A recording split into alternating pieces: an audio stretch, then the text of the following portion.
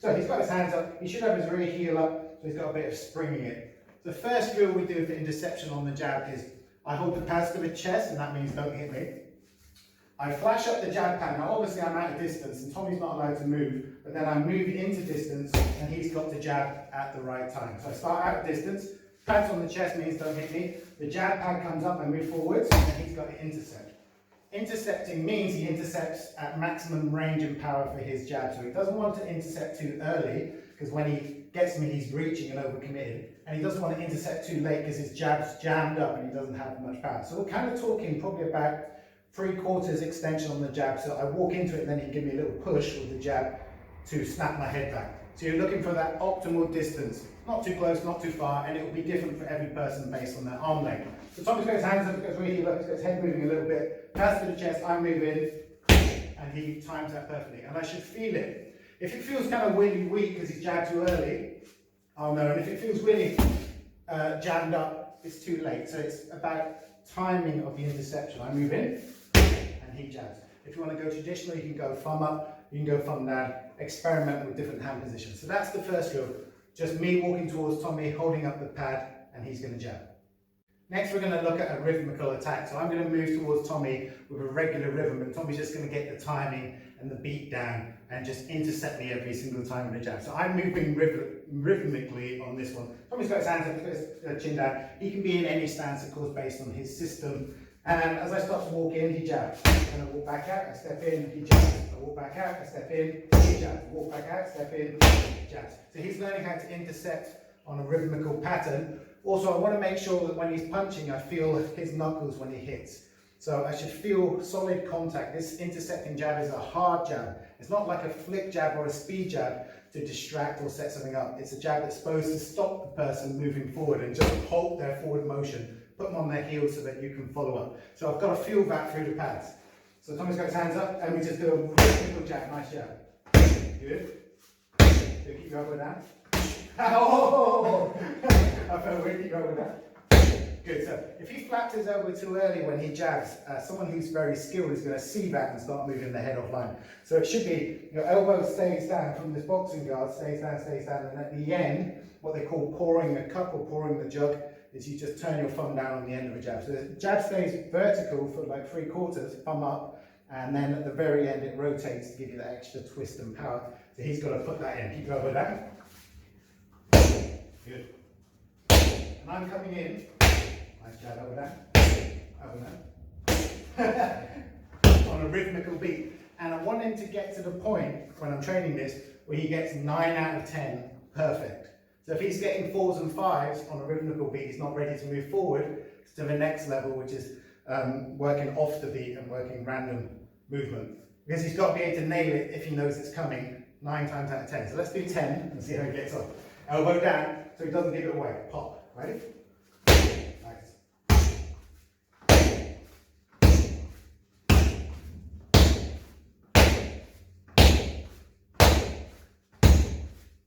Nice. That's more than 10. But he nailed most of those really accurate. I felt it through the glove. So that's the second drill. We're working to a rhythm and he's just working out how to time me as I come in with the intercepting jab. The next drill in the intercepting jab works on a broken rhythm. So the person obviously who's sparring or fighting with you is not going to come in with a regular beat. We just use that to teach people the timing of the jab. Now I'm going to kind of stay out distance and then change my rhythm as I come in.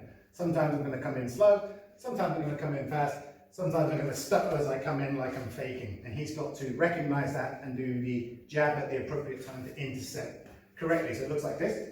Tommy's got his hands up, any stance, you can go vertical fist, you can go rotational, it doesn't matter. So I start out of distance, then I flash up the pad and move in. So he's a little bit late there. Good. Elbow down. Oh, crazy shot. Little bit late there.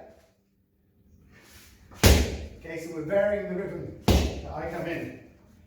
Sometimes I'm coming in fast and sometimes I might be faking and then coming in.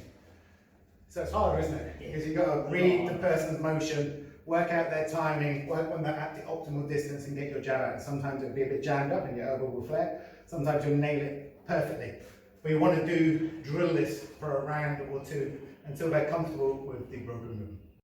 as we move the drills along, now we're going to deal with more realistic situation, which is it's very rare in combat sports and fighting sports where the person will start out of range and then just walk into range without throwing something at the same time. Bang. So it's very rare that I'll get countered that easily with an intercepting jab, because if I am just walking forwards without throwing anything, he's just going to punch me, which is great. I mean, that's fine.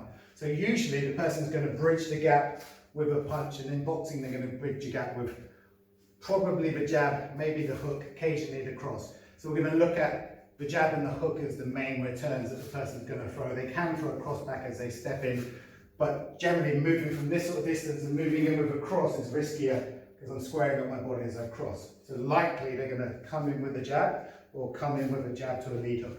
What that means is Tommy needs to move this hand in defense, because usually when you're first taught boxing, you're taught to keep this hand glued to the side of your head. But if he keeps that hand glued to the side of his head, and he's going to jab the right pad this time. As he jabs the right pad, he keeps the hand, keep your right hand, glued to his head, palm down, chin down. There's a space here, bonk, bonk, bonk, where I can hit him. So let's say I'm moving in and my arm's slightly longer. We both hit each other at the same time. Maybe he beats me to the punch a bit because he's intercepting, but he's still going to eat a jab to the face, which is points and damage.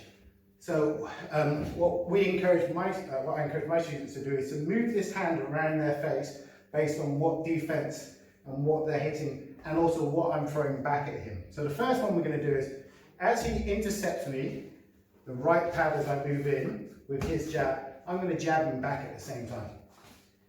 Which means he needs to put that right hand in front of his chin, keep his chin down, jab. That's very good. So he's still intercepting, but he's defending his face at the same time. Of course he can move his head offline, which we'll look at later, but let's just assume he's going straight in, or his head's on the centre, so he needs to do something about this punch. Because I'm trying to bridge the gap and punch him in the face, he's intercepting, but he still needs to be guarded.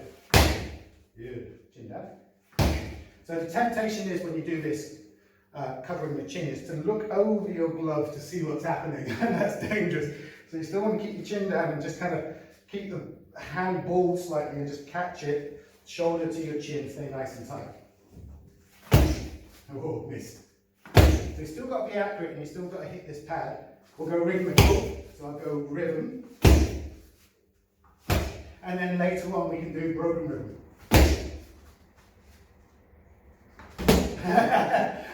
Now, that was different. What he did there was he parried and then jabbed back, which is not what we're working now. No, I'm joking. It just happened, and that's normal in sparring. But what we want to do is intercept. So basically, intercepting means he beats me to my jab. I want to punch him on the nose, but he beats me by punching me on the nose first. With good cover. Yes. Perfect. So that's the first drill, using the hand to catch it, returning jab. The other thing is, the person might be stepping in and throwing a hook, in which case, if you have the hand in front of your chin, please, that we did previously, then you're going to get hit with the left hook. Even if I eat this jab, boom, or maybe I've got my chin tucked down, obviously as he jabs and it slides off, he's going to eat the hook. So in which case, when he jabs, he's going to do this and bring this right hand back to his chin. So on this one, as he jabs the right pad, I throw a simultaneous hook as I step in, and his job is to beat me to the punch by his jab landing before my hook lands.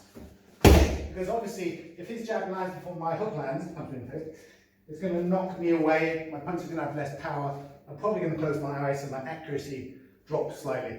So that's why he wants to beat me to the punch. It's not like we both go at the same time, because I've got a more powerful punch. It's that he's got to get me before I... That was beautiful. So you should hear the timing on that. It's boom, boom. His jab's landing before my hook is landing. So pads to the chest means don't hit me. Start out of range because it's interception. Put up the right pad, start to move in, and it's up to Tommy to get that jab going. And you can do it rhythmically to start with, and then broken with. So that's covering the chin, covering the opposite side of the head against the hook. Now the third drill is to blend those two together. So he doesn't know what I'm going to throw at him. This is much harder. This is not, you can't be relaxed and too relaxed with guard here. You've got to be actually watching what's coming back at you and then going, oh, it's that one, so catch it, or oh, it's that one, and then cover it whilst jabbing. So this is kind of quite an advanced drill. But you start really slow. So we'll go super slow. I put up the pad first so he knows what he's hitting. I move forwards, and then I try and hit him at the same time. And he's just got to see what I'm doing and move his hand. This is difficult. Even for people who have had years of training like Tommy, this is difficult. Yeah, nice. It's challenging, isn't it? You can't switch off. You've got to really switch on and coordinate your jab to intercept at the same time. So that's the third drill. First drill is defending against the jab as the person steps in. Second one is defending against a lead hook as the person steps in. And the third one is a game of defending the jab or the hook in the drill. It's also possible to intercept with a body jab. So Tommy's in his stance, and this works especially well if the person is shorter than the person attacking them. Because if Tommy's much shorter, squat, yeah. As I jab towards his head, he's already underneath my hand. Look, there we are. If my arm extends straight, his head is already 3/4 underneath. So all he needs to do is just bend his knees a little bit, and then he's got that body jab to the spleen, to the solar plexus every single time. So it works really well for a shorter fighter. Tommy's about the same height, slightly taller, so it's not going to work so well. But it is possible to body jab as an interception. So as I step in, you can do this by putting the back of the pad on the solar plexus if you don't want to be hit there, or you can put a belly pad on, or you can just take it if you have good armouring. So as I step in on Tommy, put the right pad on my solar plexus so he's being accurate with his punch. He wants to hit me on the back of the pad. These pads are quite well protected on the back, so I don't actually mind being hit like this. But you can get pads that have double-sided. As I step in, he's going to slightly bend his knees, move his head to the right, and then jab to the body. Now, when I've applied this jab in sparring, I found that they've missed the jab, and usually the cross is coming next, and if the hand is on the right-hand side of the head, other side of the head, this shot is what you're going to get hit with. You're still going to land the body jab, it's still going to land, but they're going to take it, and then they're going to launch that right hand over the top, and that's a bad shot, because it tends to hit you on the temple if you're well tucked, which affects your equilibrium. So one of the things that one of my instructors, Phil Norman, brought back to me, because I used to do this, was bring up the right hand really high, but don't cover your eyes. So it goes up high, but I still look at the target. So when he gives me the body jab, whoop, he's protected there. So I think that works much better as a defensive motion. Not necessarily for kickboxing, because if I notice him doing that, I'm going to kick him on the side of the head. But for boxing, if this jab is missed, I can't really left hook him, I don't have time. What I do will try and hit him with is the right hand. The left hook's not going to work because my left hand is already over his left shoulder. So I can't left hook him before he's throwing his next punch, but I will try that over the top. So for the intercepting body jab as I move in, I'm going to still jab him in the head. He's just going to slightly bend his knees, drop his head down to the right, spear me with that jab, but his right hand is going to come up high. So if you look at it on the camera, it's like this, but he's still looking at me just in case anything changes. Knuckles to the solar plexus. Put the pad here. So we start at distance. I move in, this is the pad, the right pad is aiming for, and he just does that as an interception. Good, and it should feel solid, so you want to drive off your back leg, rotate your shoulders in, so that you've got a good line from your shoulders all the way through to your rear foot, and it's like, they should feel it's like walking into a pole, like, ooh, it should stop them, this body jab, it's not flick. Good, nice. Good. Notice how his head dips offline by bending his right knee. Good. And if I want to check his guard, I can take the jab on the body and then throw that cross over the top. Take the jab on the body, throw the cross over the top. Of course, he wouldn't stop there, he'd be following up. So that's using the jab to the body as an interception. The type of jab that Tommy's going to use to intercept depends on the type of guard I have as I step into range. So we're going to look at 3 different types of guard. The first guard is this peekaboo guard where the hands are level with the cheekbones or possibly higher, the side-to-side head movement, and a creeping into range to attack. So it's usually favoured by shorter fighters trying to get into close range and throw hooks and upcuts on taller fighters. So what Tommy's going to do in that case is, if I've got this type of guard, is to stick his jab right through the middle with a vertical fist. So he goes thumb up and his hands sneak between my gloves and then punches me straight in the face. This works really, really well. The reason is, we'll turn sideways to the camera please do, his profile, the width of his fist is much less this way with the thumb up than it is with the palm facing downwards. It's about 1/3 less, meaning it can sneak between this type of guard really easy. So as I walk into range, bang, he's going to punch right through the middle. That's if I'm not punching on the way in. So that's if I'm just trying to get into range to throw my punch, he's going to stop me with this type of jab. I don't want to get punched in the face repeatedly, so I hold the pads in an L shape. This represents one side of the peekaboo guard. If I had one more arm, I'd have the other side up. of the peekaboo guard, and then he punched down through the middle. But for the moment, we're going to go like this. He's just going to go thumb up. And the idea is he doesn't touch this pad on the left. So his fist's just going to fit in that gap and just punch me straight in the face. That's nice, good. Straight out, straight back. If you want to get more power in that jab, you can use the principles from JKD of rotating the shoulders as you step in, and it gives it more meat. You'll feel it. If they just stick out their arm, there's a certain amount of power, but if you rotate your shoulders and line your body up as you do it, you get a lot more power, just like that. So that's against the peekaboo guard, vertical fist. Second type of guard is the long guard, or the pawing guard, where the lead hand is out hitting or trapping hands, or distracting, or faking and feinting. So you sometimes see people who have this kind of long guard where this hand is trying to mesmerize, and then they hit it, and then they hit with the rear hand. So that's a problem. If Tommy tries to beat me to the jab, my hand's already further out, put it back. So he's got this kind of peekaboo guard, and I've got a long guard, beat me to the jab, beat me to the jab, so you can start with the jab. I can beat him to the jab most of the time because my hand is already 3/4 towards him. I've already made up 3/4 of the distance, I just need to extend my hand. So he doesn't want this hand waving around in front of him.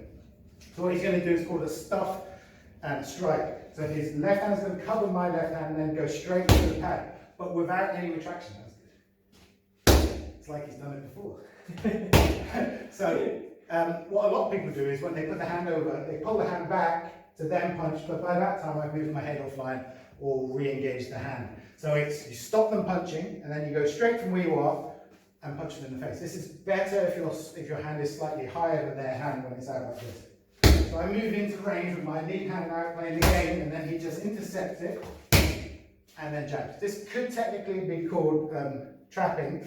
So it's a hand immobilization attack because he's immobilizing my hand and attacking off it. But we're using it from an interception point of view where he's just stopping me with that. So that's a really nice thing to do against someone who's got this lead hand pawing. You can do other things, parrying and redirecting, but we'll look at the interception for them. The third type of guard is a southpaw guard. So if I'm in a southpaw position, he's in orthodox with my right leg in front.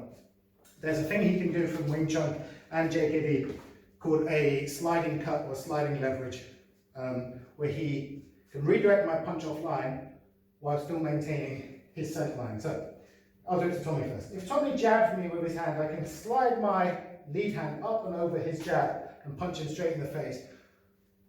But there's a certain mechanics you have to do. One, you have to keep your thumb up when you do this type of punch, and two, you have to keep your elbow down, because what happens is your forearm and elbow redirects this punch offline.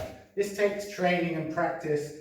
You'll be tempted to lift your elbow. If you lift your elbow, you're going to eat the jab. So you're not going to beat him this way. You have to keep your elbow down. This rear hand wants to be up in defense in case it goes wrong, or covering like this. And I'd also advise you to step away on the 45, away from the rear hand for the cross, so that when he throws the cross, you've got something up. I don't like the idea of doing this here because the cross might be on the way. Bang, right? So there's a few adjustments I've made to make it more functional.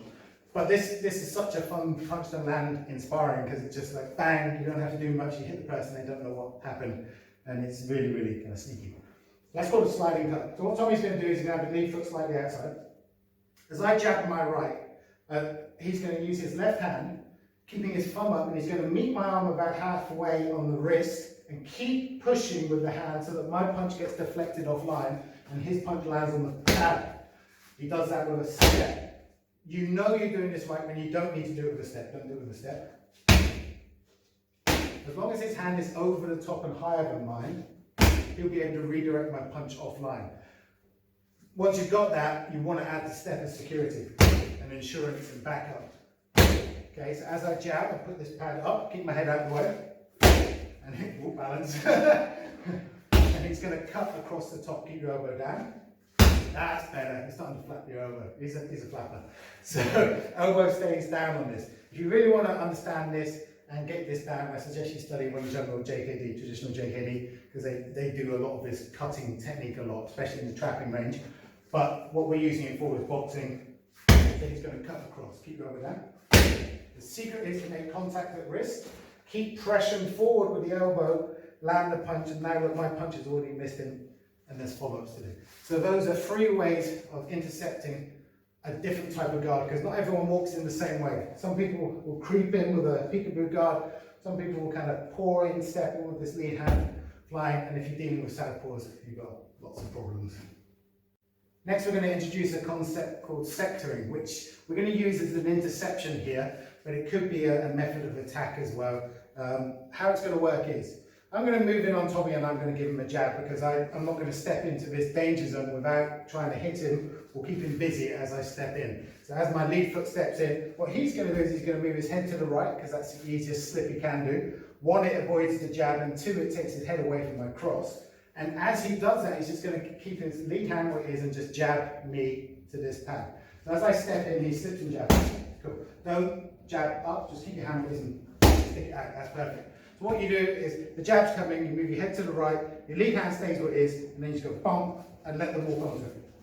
So when I'm holding the pad, I usually like to hold it like this, with my elbow up to the side, sometimes like this, but I keep my head out of the way because some people jab hard. This is used as an interception, so I'm moving in. Oh, yeah.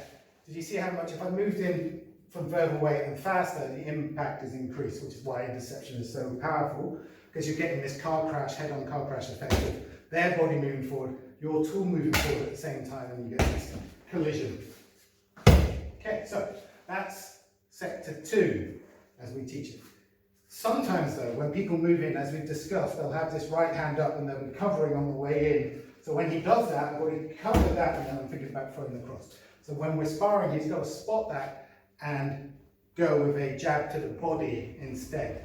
So he's going to slip outside and jab the body. Because I'm doing this when I'm jabbing. I've recognised he's doing this and I'm covering. So he's going to jab the body instead. Oh, good. And he does that right knee bend. So my right knee bends to the 45. He stiff arms that jab and his head moves on like that. Okay. That's 2B to the body. He can also go with a double jab. So when he slips, he can double jab up high. So slowly, he intercepts and jabs, and then he steps forward, rechanges the hand slightly, bring it back, and then hit him with the second jab. Yeah. So this is like 1, 2. This is really good for people who cover their head. Do it again, please. You shove the hand into their own face. So go. They catch the first one, but they're not expecting the second one, so it knocks them back, allows you to punch underneath with the cross, coming up onto that jaw or throwing the overhand. So that is sector 2A, that's a double jab. So he slips to the outside, double jab. Good, perfect like that, good. That's if you notice the person's got their hand there. Alternatively, you can do 2B, which we just discussed, which is jab to the body. Good. And then 2C is, you can go jab to the head and then to the body. Jab to the head and then the body. Boom. Right in the heart. Or you can go body and then the head.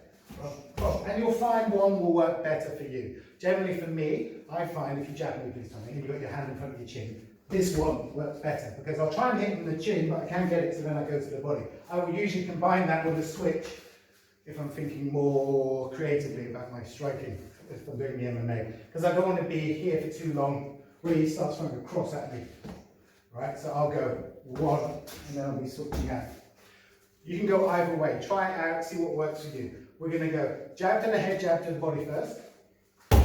Good. Or jab to the body, jab to the head. Which one do you prefer? Probably head body. Head body. I think most people do because it's just easier to just go bang and then stiff arm jab to the body. We call it sector C because my hand, if you notice, jab me please, makes a C shape. So it goes here and it comes back, rechanges a little bit, and goes down low. So it's making this C shape in the air. Clever. So that's sector 2C.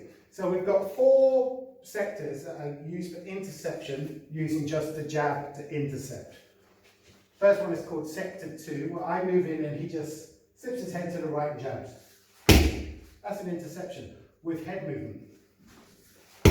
He's got to time it right though. And remember, we can do rhythmical training, so he knows when it's coming. And we can do broken rhythm where he doesn't know it's coming, which is much harder. More like sparring. That's sector 2. Sector 2A is he goes double jab, up high. So 2 to the head, step in. Step in on the second jab to give it some meat. So try to put them onto their heels a little bit and take them backwards so that you can follow with a cross usually afterwards. That's 2A. 2B, B stands for body, so he's going to slip and jab the body. Boom, let me walk onto that. Any follow-up you like. 2C is he's going to go head, then body, and make that C-shaped head. And then to the body, anyway. A bit longer on the first interception. Better. Good. So that's sectoring, which is simultaneous defense and attack, but we're using it as an interception drill here today. Building up the complexity of the drill and also making it more realistic like you would in sparring. So your drills want to start kind of basic, working on the mechanics, isolated, and immobile, meaning the person's still and they're just working how to intercept with the jab. And then you start adding in variations like footwork, timing. On this one, he's going to do the sector 2 counter or interception, but I'm not going to stop because I've planned in my head, right, I'm going to step in and give him a 1-2. So I go 1, he hits me, and I'm still throwing the 2 anyway, because I've already thought about it. I'm kind of blind, but I'll just throw it at his head anyway. So if he goes to sector 2, he steps outside and jabs, bam, stop. So this is going to land on my face in reality, boom. But I've already committed to this punch. If he tries to bring his head this way to slip to the outside, he's going to eat it. So the most mechanically efficient thing and the most economical thing, thinking about JKD, is to slip and jab, boom, is to bob and weave or slip inside of this cross and go underneath it so that I'm overcommitted. You could go a body shot here, you could go head shot, but we like to follow up with a hook, cross hook. But you could put any combination you like on the end. So what's happening is, we're at a distance, Tommy's got his stance. It can be any sort of stance based on what striking style you'd like to use. Remember, for boxing it would be lower, wider, and the rear heel would be up, more bladed. I step into range, and as I step into range, I'm trying to hit him straight in the head. He's going to move his head to the right and jab me at the same time, which is great. But he's not going to stop there because I'm going to be throwing this cross right at his head, where it is, where he slipped down here. So his head down here, I go aim for that. So he's going to bomb weave underneath that and come back with a hook cross up. So we move into range, he goes bang, underneath, hook cross.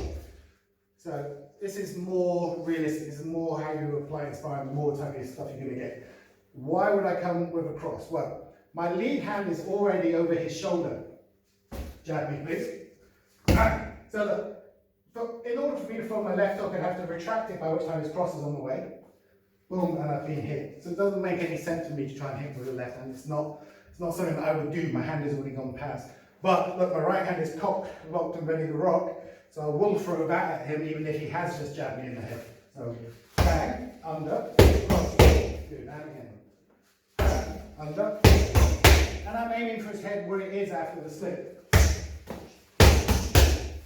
So he's got bob and weave underneath that, which is the easiest thing to do, because look, if I'm here, stick it on that please, Tom, and I've gone here and I've smacked it, drop your lead hand. So the cross will be coming now. I don't want to go across, I'm going to eat it. I could try and duck it, but I want to take my head away from the power of the cross. So the cross is going to my center line, so if I can take it down here, that's great, but this is quite defensive. So all you do is you go like this, and then you just bomb weave. So jab me, bang, cross, bomb weave, and I'm tight to him here. I want to be in close so I can affect his mechanics a little bit, so I can give him a little bit of a nudge. If I can, this is a little sneaky trick one of my boxing coaches taught me, and he was very good, is if a person's got their cross arm out, for example, what I'll do is I'll kind of salute here. And what that does is that stops his elbow returning and setting up the next punch, which will be a hook. Because what he wants to do is go cross, elbow back, and then hook. If he goes cross and I go here, pull your elbow back, it's just a little bit slow, there's a bit of friction. It's just like it's a little bit awkward for him. So as I bob and weave his cross, I go in tight and I'm here like this. Obviously liver shot is good, but we're coming back with a left hook over the top. So just little details, which make a big difference. So he's gonna intercept and jab, bob and weave, cross. Good. Intercept and jab, bob and weave. That's called a counter sector 2.